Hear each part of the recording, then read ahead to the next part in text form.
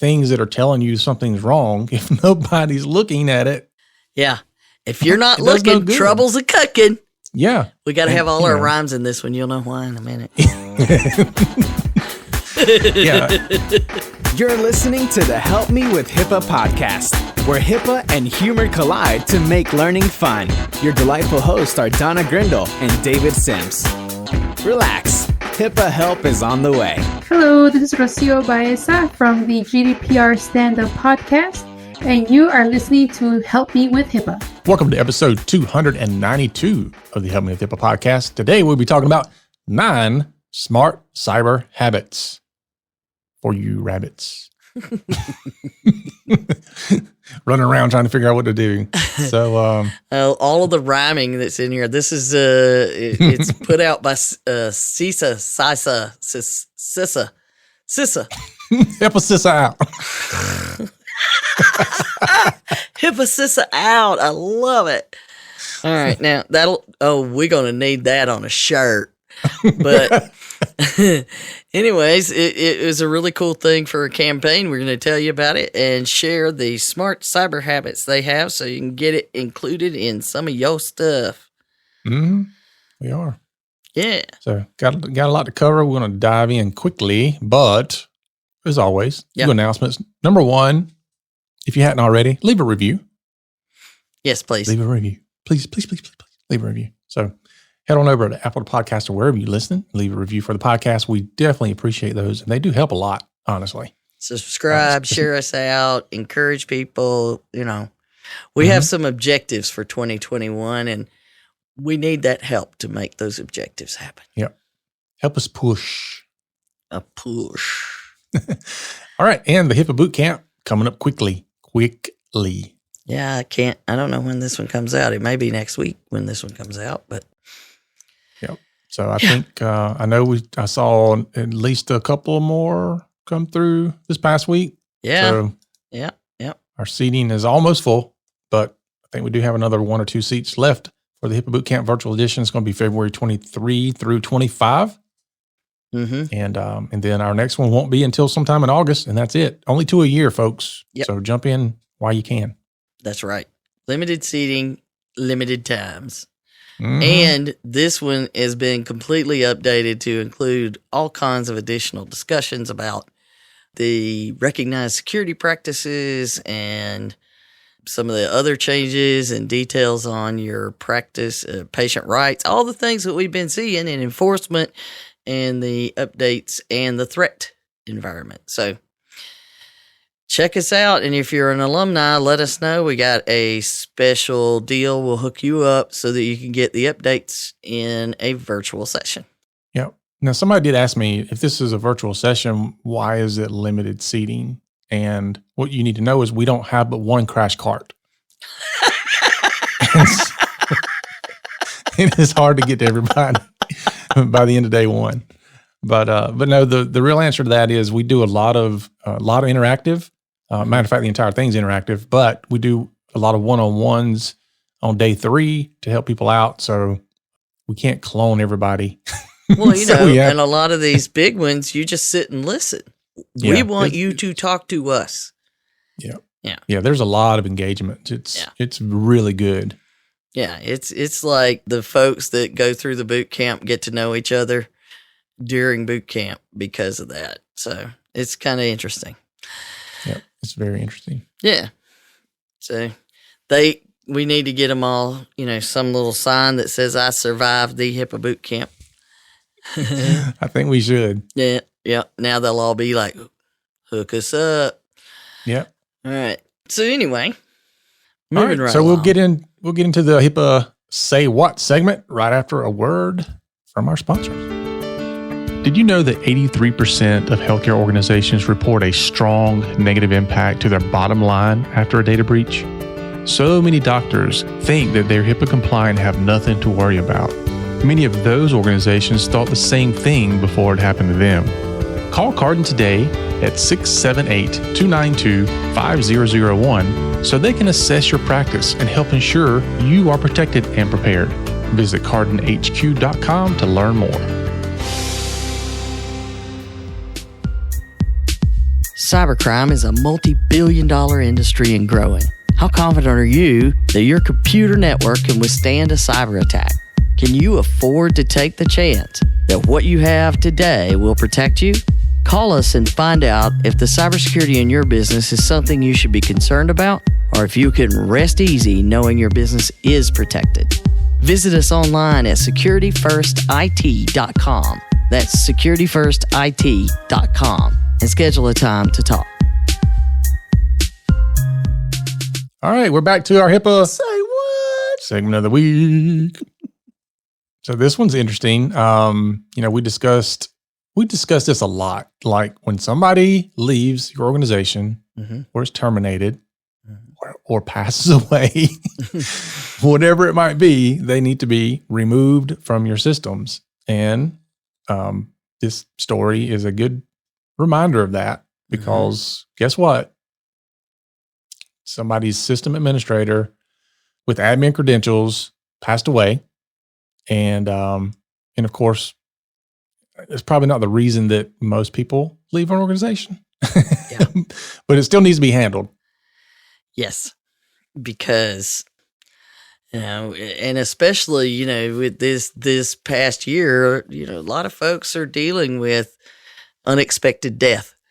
And because no one dealt with this, and yes, HIPAA does say that you should have a termination checklist and make sure everybody's removed when they leave. That would include this. And nobody, either they chose not to participate in dealing with it, or they forgot or whatever, or they were just in shock. Either way, a ransomware gang got a hold of those credentials. No idea how. Could have been a lot of different ways. But they used that to install crypto locking malware, ransomware, in about 100 systems during one attack with those stolen credentials. Wow. Yeah. So this particular group targets the unpatched, the unsecured remote access. And we talk often about that is an absolute essential security. You have got to lock that thing down. This happened to be one that attacks the Citrix remote access issues, not the Microsoft. So, that's not new. That wasn't different. They managed to get in. And the thing that really caught the eye of the researchers who found it, the activity by the attackers using this, the person had died 3 months before. So it's not like it just happened 3 months earlier, which is way too long to leave. 2 weeks is way too long. 1 day may be way too long in some cases. And I can assure you, I know of cases where, you leave one system and they will find a way to hurt you bad within 24 hours if they're that kind of employee. This one thankfully did not come back from death to do it. The gang did it. So the attackers get in and they are in there for a month. Ooh. Stealing credentials of other accounts, exfiltrating. I know we like to say that. Hundreds of gigabytes of data. And then finally drop the ransomware, encrypt everything, and out they go. And they were mostly doing it at night during, the month. Oh, and while they were in there, they created new users and added them to the AD. And no one noticed. No one noticed a thing until the damage was done. Yeah. And of course, the log files show who's logging in and logging out. So, we talk about this all the time, that even if you have things that are telling you something's wrong, if nobody's looking at it. Yeah. If you're not looking, trouble's a cooking. Yeah. We got to have all our rhymes in this one. You'll know why in a minute. yeah, absolutely. But, there are tools out there to help with this, but you definitely need to pay attention to these things. Yeah. Who's logging in? When are they logging in? I mean, if you've got people that all of a sudden, they're logging in outside of normal business hours and things like that. You need to look into that kind of stuff. Yeah. Well, and well, anyway. So, the article that we have, of course, a link to quoted the company by saying, no alerts were set off so that new domain admin account went on to delete about 150 virtual servers. And then they used Microsoft BitLocker to encrypt the server backups. Ouch. Yeah. That's yeah. So, for those people that are like, yes, we have backups. and we have versions of backups and we keep them for a month at a time. Yeah, we're good. Well, guess what? And again, this goes back into something I preach about all the time with backups is testing. Mm-hmm. I love what you say. You say you don't buy backup, you buy restore. Yeah. You should be buying the ability to restore your data, not the ability to back it up. But people don't look at that. They only look at, I got backup. You should start selling it that way, David. You're buying restore. Yeah. We're still trying to explain to people what backups are supposed to be. That's why I'm saying just sell it that way. Yeah. Because if you're going to explain it anyway, it'll make them stop and go, what? Well, usually what gets the conversation going, I'm derailing a little bit, but usually what gets the conversation going is they say, you're wanting to charge me per month when I'm paying per year. Yeah, because you're buying backup. We're selling you the ability to restore. It's very different. And then they're like, what? Two different things. Yeah. Yes, you have a backup. When's the last time you tried it? I ain't never tried it. All right, good luck with that. Because unfortunately, I have been a part of a number of horror stories. Yeah. It's like crickets. When you say, when'd you last test it and you get crickets, you know. I'll never forget. This guy got so mad at me, which was not my fault, but this was years and years ago. This is like back in the Windows NT day. Ooh. And he wanted to migrate to a new server, going to Windows 2000. And so he's like, I'm not going to pay you to back it up. I can do that. I'm like, okay, sweet. So I go in, nuke his server completely, put Windows 2000 on it and all that. And I'm like, all right, give me your backup data. And he hands me this USB hard drive and I plug it in and I'm like, where's your data? He's like, what do you mean, where's my data? I'm like, the only thing I see here is icons for your desktop.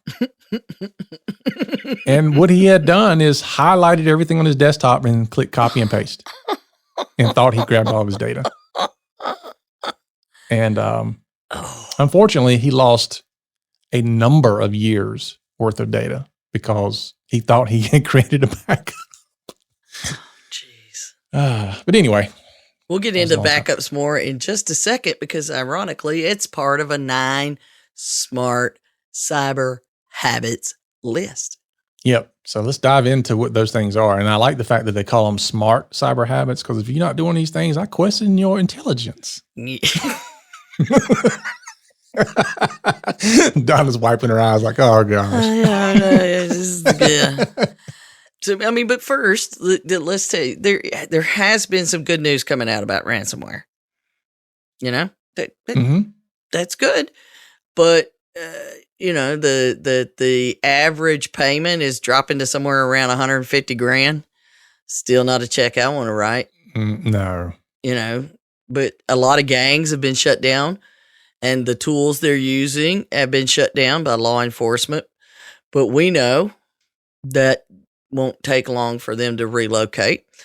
And then apparently they must have been getting close to one of these other gangs. It's not, a big name. But they announced they're closing up shop and handing out their decryption codes to all the victims. So somebody must have been getting close. And usually what that means is they just show up under another name. Yeah. Wouldn't you hate to be the guy that just paid though? Like, I just paid yesterday, and then today you just release them for free. That would stink. Yeah. So does that mean we can let our guard down about ransomware, though? Even a tiny bit? Not even a tiny bit. No, not at all. remember, there is a reason they confidently put ransomware as one of the top 5 threats in the 405D hiccup guides. Mm-hmm. It's not something you should ever let your guard down on. And I think a lot of the problems that we had is 2018, there was this period of time in 2018 where all the crypto jacking was going on, where they were worried about generating the coins and all that kind of stuff to make money. And then they realized they weren't really making as much money on that. And 2019, they came back with a vengeance on ransomware. So when law enforcement or a distraction gets them to turn away, they always seem to come back to this. So even if it gets better for a bit, it just means you got more time to make sure you're locking it down. And you should always assume you will be hit. I still do. I'm constantly worried that I'm going to get hit with ransomware. I know. Yeah. I know. Yeah, I don't know. I don't know if I'm more worried about it or I'm more worried about for my clients. Probably. I don't know. I don't want to do either one. I know. But, I worry about it with my clients because they got way more people clicking. Mm-hmm. But I don't want any part of it, no matter what. And so that's why the cybersecurity, infrastructure security, I don't remember what all it is now. CISA. CISA. That's what they're using now is CISA. Anyway, they're the cybersecurity folks in part of Department of Homeland Security, and they're trying really hard. That they're started, and it started at the end of January, and it's running through the end of May. A ransomware awareness campaign, which is nice because every week they're rolling out something new. Mm-hmm. And you can go and get their toolkit and share stuff on social media. We always encourage folks to use these kinds of campaigns for your, risk management awareness, a human risk management, also known as security awareness training. But it's great. And it's just there. You go get it. It gives you the thing to share, and you share it internally. You share it on social media, whatever your target is. Yeah. And people always complain. They're like, I don't have the time. I don't have the resources to create this stuff or whatever. It's already there. Yeah. And that's that. I mean, we're giving you this free training to tell you to go get more free stuff to train people. So, yeah. And yet people still talk about, I can't afford security awareness training. So, you should go do this because it's not going to get cheaper. No, but we do offer a double your money back guarantee. Just in case. But, the whole concept is reduce the risk of ransomware. And it's across the board, everybody, both individuals and organizations. There's some aimed at everybody, very much the way that National Cybersecurity Awareness Month works. And they just want to spread the word, share out the information. So we are going to take that opportunity to spread the word. Yep, absolutely. So all right, all of that stuff will be on the website, all the links, those kind of things. Go get them. But we're going to review the Smart Cyber Habits section, take you through those because we think it's really interesting and you can use why we want you to use them in some manner. Mm-hmm. Mostly so we can say them. Yeah. Well, I like how, you always have to try to come up with something catchy. And sometimes you can, other times you're like, I just can't figure out anything. Yeah. Yeah.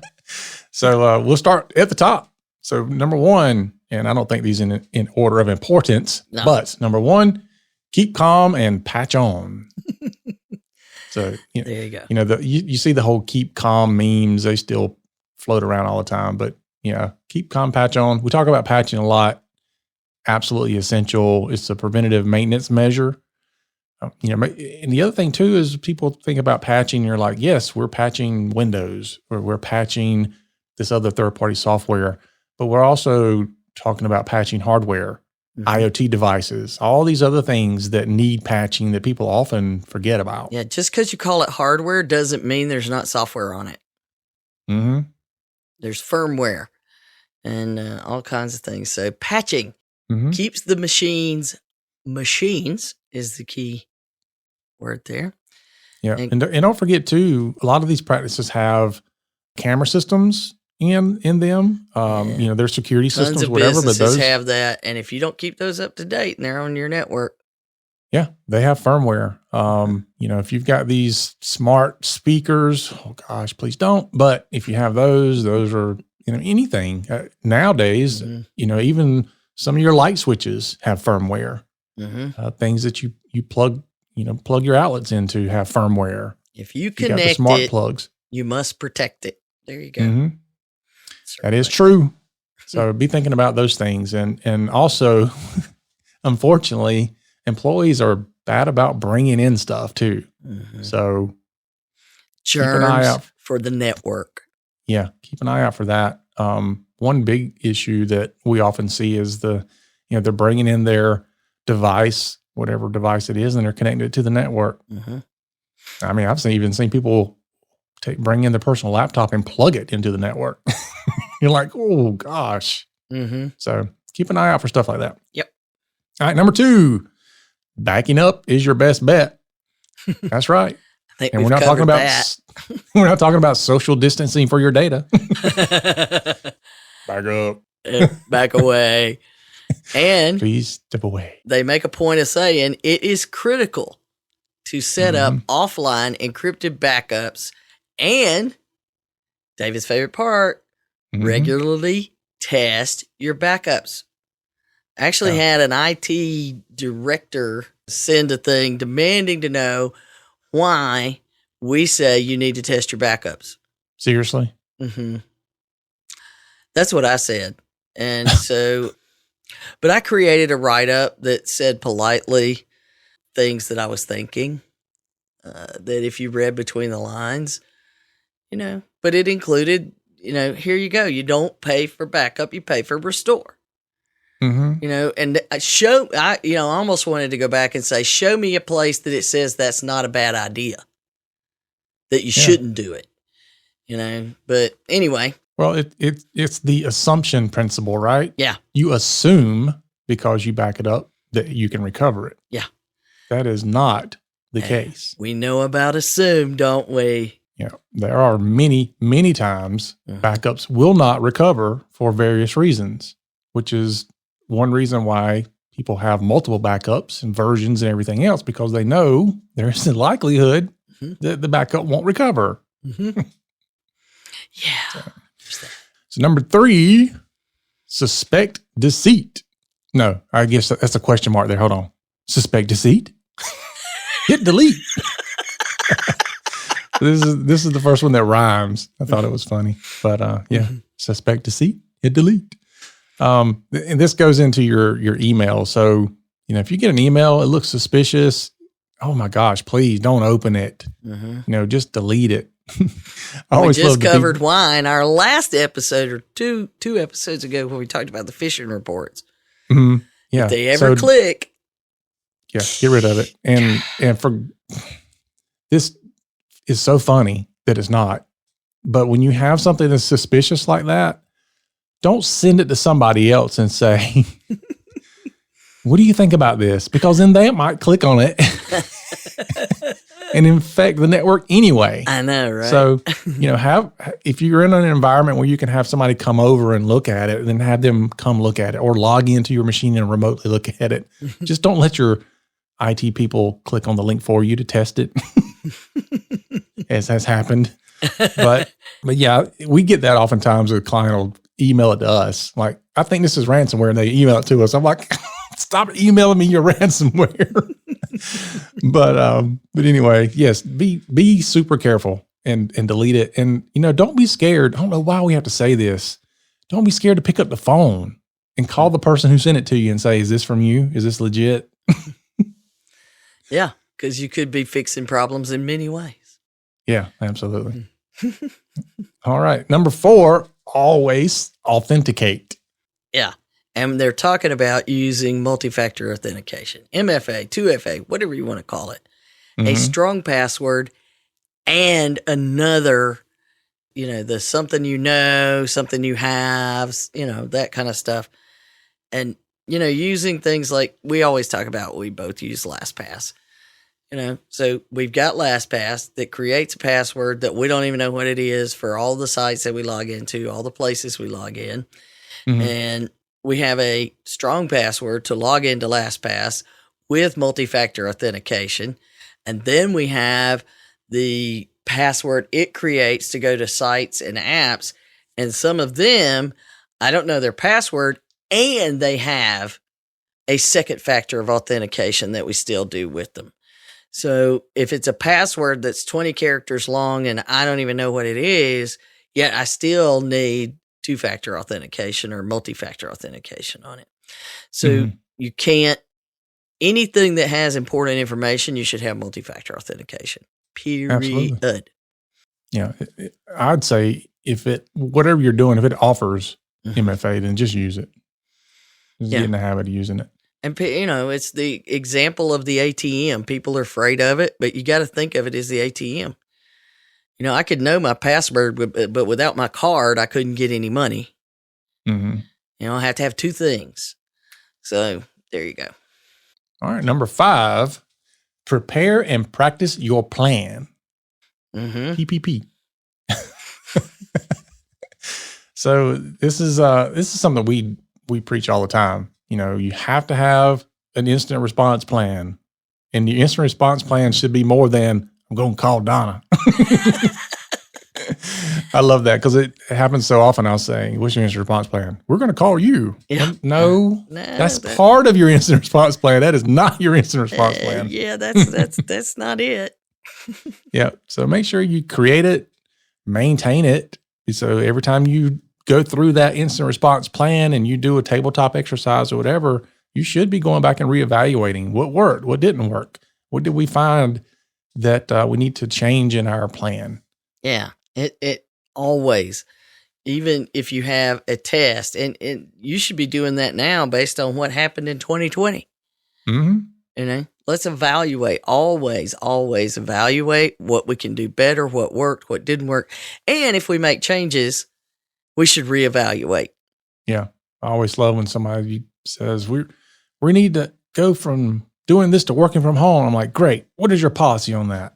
So we can follow it for you. And they're like, don't have one.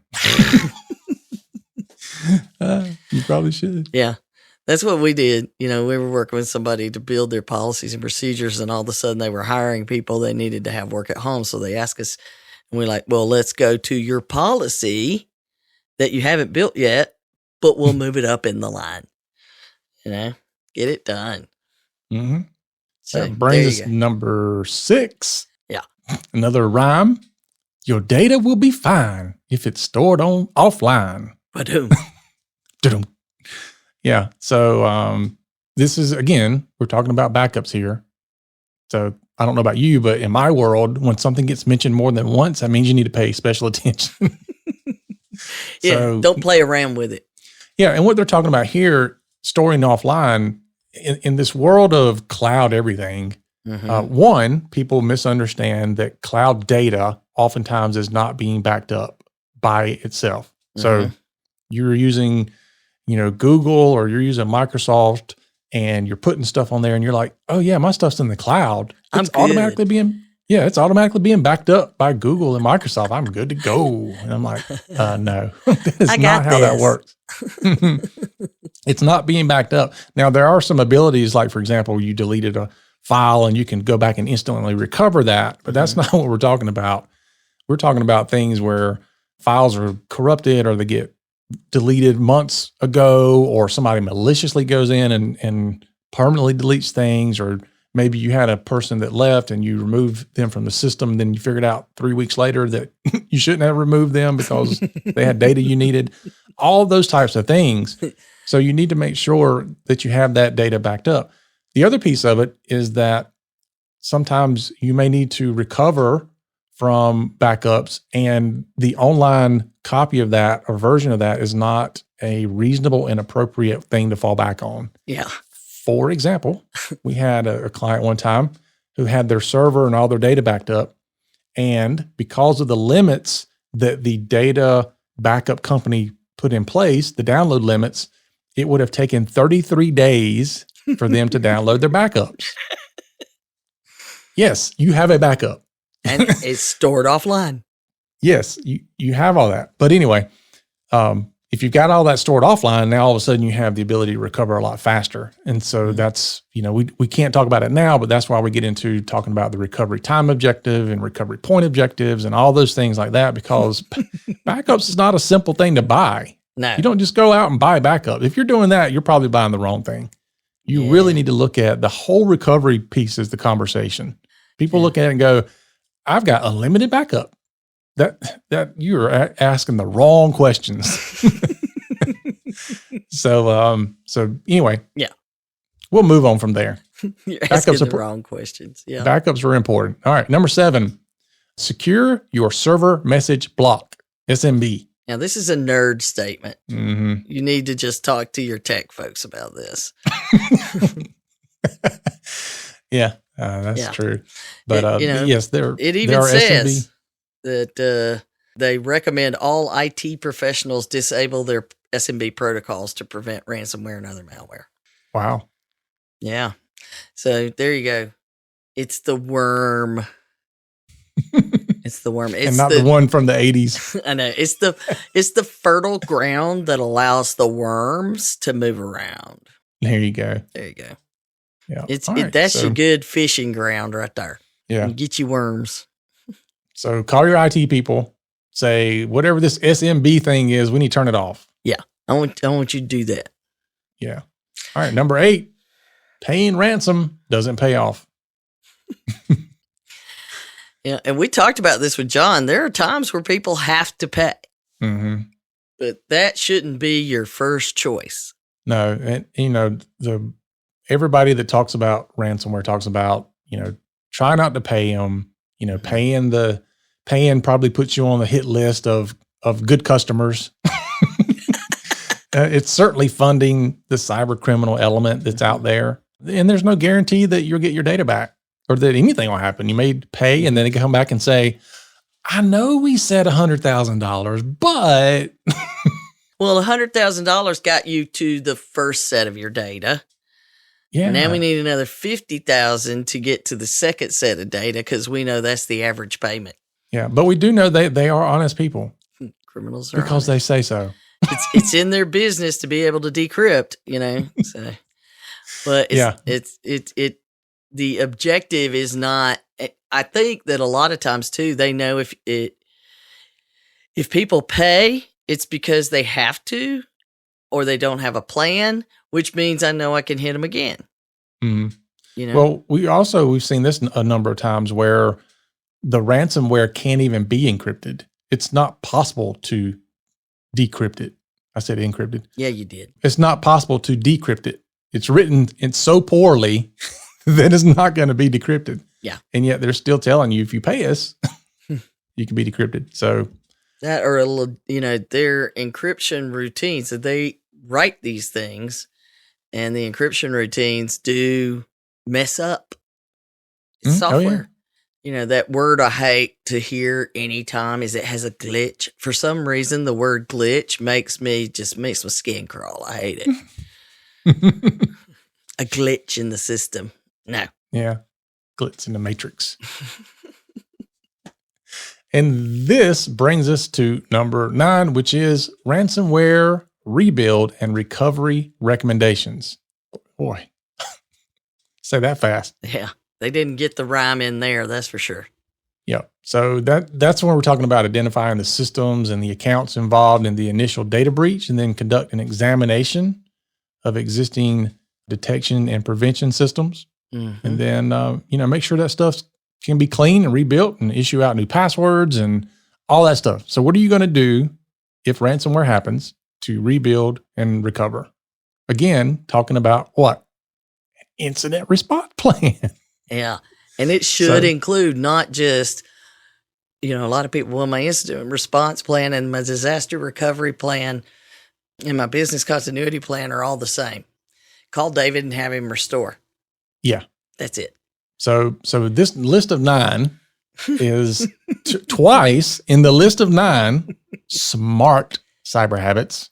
Yes. Twice it mentions backup or business continuity, and twice it mentions instant response planning. Yes. Just identifying that for you guys. I'm not saying, I'm just saying. Yeah. Just saying. Just saying, Yeah. If it's mentioned twice in a short list of 9, probably important. All right. So this rolls on to our next little segment that you found that popped into our lap just before we pressed the record today. Hot off the presses. Yeah. Take it away. The National Cyber Investigative Joint Task Force, or the acronym NCIJTF. Yeah. They got to work on that. It's kind of 4 or 5 Ds better than that.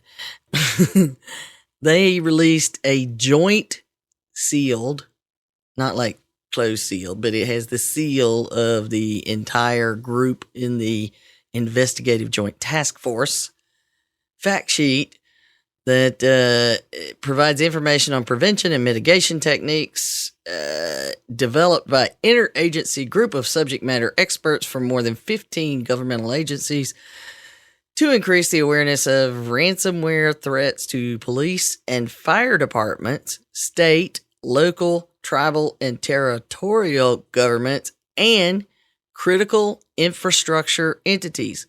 Guess what's a critical infrastructure entity? Healthcare and IT. Yeah, I mean, there's a lot of things, communication. There's 16 critical infrastructure industries, rather. So this is apparently part of the Reduce the Risk of Ransomware campaign. They included this. And CISA encourages users and administrators to review the fact sheet along with the ransomware webpage that for the campaign for additional resources. And one of those resources that came out in September, and I haven't even had a chance to do a deep dive on it, that you would find very helpful in addressing things like the best practices that we just talked about, the smart stuff, and building a response plan, is the ransomware guide they just published in September. And it is very good. It is designed for the people who are dealing with it. It's not, everybody should read it kind of thing. It's got some great stuff in it to make sure your plan addresses everything. I highly recommend you read it. And I love the motto or tagline that they have at the end of the guide: defend today, secure tomorrow. I do like that.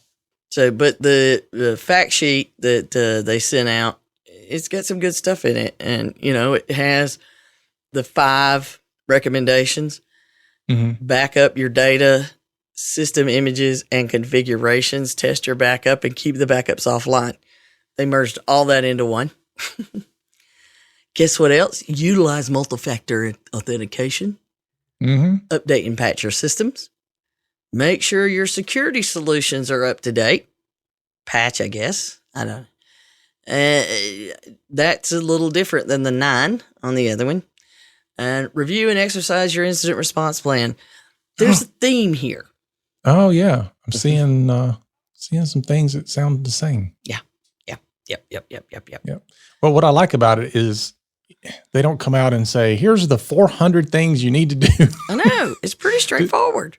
I know. And I think what we're seeing overall, when we start looking at 405D and some of these other things, we're starting to see people come down and they're going, okay, let's take 5 things. The podcast was talking about 9 cyber smart things. I mean, we're getting the 10 and less. Look, let's just get down to just some really, really small list of things to get done. Because if you can do these 5 things or these 9 things or whatever, right, that's going to take 80% of your risk out. 90% of your risk out. That's going to Who make knows? sure you're running faster than the other person running from the bear. From the bear. Yeah.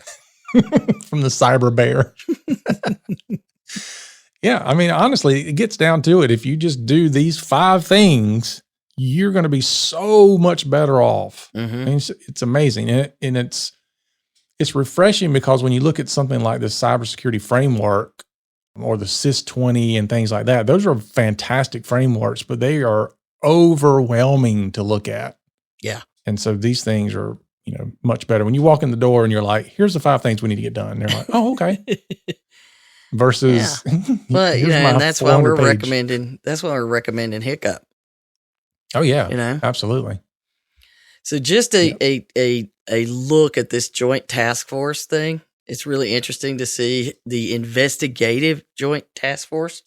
Mm-hmm. So there's some that you would expect to be part of that task force, and then others I found very interesting. Such as, of course, there's the Cybersecurity and Infrastructure Security Agency, CISA, U.S. Department of Homeland Security, the Director of National Intelligence, Department of Energy, Department of Justice, the United States, I think it's the Marshal Service. Trying to make sure I get them all here. You got to zoom in because it's you're looking at the seals. Yeah, they're little. I think it's the Marshal Service with the star. I think that's their insignia. And then, of course, the things that I found, like, really now, you've got the Department of the Treasury. Okay, Secret Service. Those guys. Department of Treasury. That makes sense. Department of Education. So the star is actually the Secret Service. Is it now? Good. Yep. So I was close. The Treasury and the Secret Service. Oh, yeah. Yeah, there you go. And then Department of Health and Human Services and Department of Veterans Affairs. Veterans Affairs, huh? So we got Education, Health and Human Services. So when you see the National Cyber Investigative Joint Task Force, that includes healthcare. As I mentioned, it's part of the critical infrastructure. And I think in 2020, we learned that better than ever before. Yep. So there's tons of information out there. Ransomware's not going away. Put it in your plans to use some of these tools. Absolutely. Because if you don't, if you fail to plan, you plan to fail. What I heard.